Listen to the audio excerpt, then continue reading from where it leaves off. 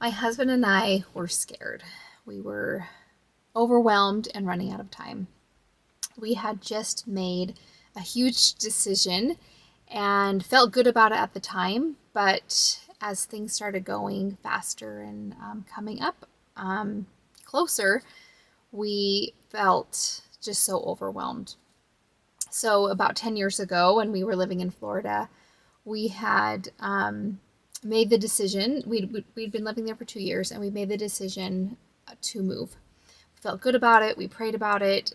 Felt Heavenly Father like confirm to us, yes, it's time to move. You can do this. So when we made that decision, we knew that there needed to be some things fall into place for that move to happen. We needed some things in our businesses to work out. We needed things financially to work out. And when we made that decision, we still had quite a bit of time before us to get those things together. But as the months rolled on, those things were not coming together. Those things were not falling into place at all. And it was close to the time when we needed to make the decision. So the day came, we got a notice from our apartment complex, and they said, okay, you have to tell us, are you renewing your lease or are you moving? And as soon as I got that notice, I burst into tears because I didn't know. I didn't know what to do. I had felt so good about it when I prayed, but I had lost faith and started doubting, and it was getting so close. It was getting to the 11th hour. It was the 11th hour. We had to tell them. So John and I were talking, and he's like, okay, let's go and say a prayer. Let's go pray and talk to Heavenly Father. And so we went in our room, knelt down, and prayed, and just told him how overwhelmed we were, and we didn't know how it was going to work and what we were going to do. And after our prayer, John and I both felt peace. We felt peace about still moving, still telling the apartment complex that we were going to be moving, and we didn't want to renew our lease. And it felt good to have that peace, but at the same time, it was just like, oh, how is that going to even work? What is this even going to look like? So that day, after we said our prayers, that prayer, and felt that peace, that day, I had already made plans with a friend who had flown in. Their family had flown into Florida, and we were going to their resort to swim at their pool and talk to them and hang out.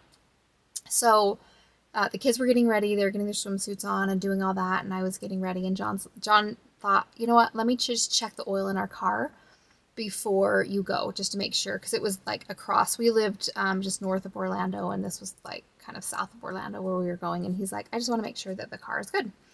So he checked the oil in the car and found that it was like gone. It basically pulled the dipstick out, wiped it, put it back in, pulled it out again. It was like there was no oil at all in the car, which is odd because John like always keeps up with things, and we get our oil changed very regularly, and we didn't see any oil leaking out. But he was like, oh my gosh, I can't believe this happened.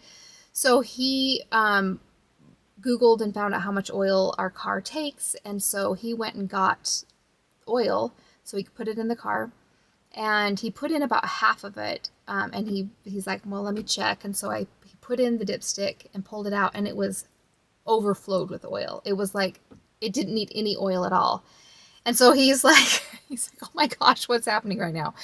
So he Googles to see like how to pull oil out of a car, and found that it's a pain. Like either you need to like unscrew it at the bottom, or you need to there's a contraption, I guess, that you can buy it that will suck it out, but it's like a small syringe, and it just comes out little bits at a time.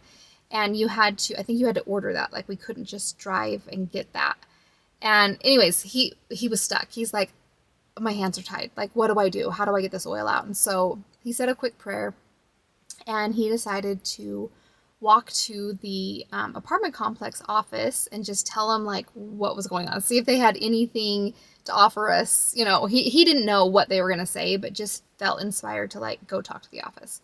So we lived in the back of the apartment complex. So he's walking through, and on the way there, he had noticed this guy who was working in his garage. There was garages with these apartments, and working in his garage, the door was up, and just noticed him, but kept going. And so we got to the office, and he told them what was going on. We need to get oil out of our car, and they're like, "Oh, no, we don't have anything. Like, I don't know what to tell you." And he's like, "Okay." And so he turned around, started walking back to our apartment, and he saw that guy again in his apartment, in his garage. And he had the distinct impression to go and talk to him and tell him our situation. So John's walking by, and he's a friendly guy, but still, like, what do you say? Like, "Hey, we have all this oil in our car. Can you help us?" But anyways, he struck up a conversation, and the guy ended up telling the guy what we needed and what was going on. And the guy smiled. He stopped and he smiled, and he's like, "I have exactly what you need." And he went over and he got this, it was a big cylinder with a large tube in a section. And he said, all you have to do, he used it to get the oil out of his jet skis. And he said, all you have to do is put this in the oil reservoir, pull the suction, and you can get whatever oil out you need. And he's like, "Don't worry about disposing of the oil, just bring it back to me and I'll take care of it." So it was a miracle. Like, John came back, told me what had happened, told me the story of finding this once in a lifetime tool to find, and it solved our problem instantly. And I immediately knew that God was teaching us a lesson. I immediately knew that God was saying, "Katie, I can fix things immediately. You may not see how it's going to work. You may not know all the tools that I have available to me, but I am here. I'm here ready to help you and fix the things that you need fixed." And I knew moving forward in our move, saying, telling the apartment complex that we were moving, and even though things hadn't fallen into place, I knew, because of that experience with the oil, that God had us. He was gonna help us every step of the way. We may not see how it was gonna unfold, but God knew.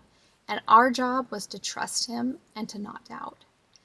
And I want to tell you that as things unfolded and we moved forward with our move, and everything wasn't in place yet, it unfolded beautifully. It all came together. We were able to move without a hitch.